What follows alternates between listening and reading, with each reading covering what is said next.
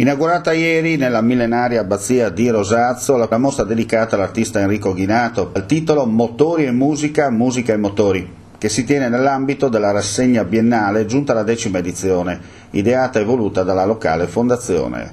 Le opere esposte nell'ex tribunale trattano le tematiche dei motori e della musica, un tema moderno che rende dinamica e fresca l'offerta della stessa abbazia. Le parole dell'autore. Un posto fantastico che ti dà una grande carica. A me ha dato una grande carica quando mi hanno invitato a fare questa 10ª, fra l'altro, biennale, e quindi anche una ricorrenza importante, no?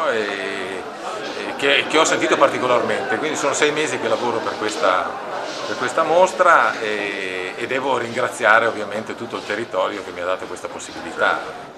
Tecnicamente ci vuol descrivere la sua arte? Beh, allora, innanzitutto la tecnica è quella di rappresentare il mondo un po' effimero dei riflessi e di conseguenza quello che si vede in un istante di vita ma che poi cambia immediatamente, e quindi quello che le carrozzerie riflettono, come qua dietro, è una specie di film che passa e distrattamente noi non lo notiamo.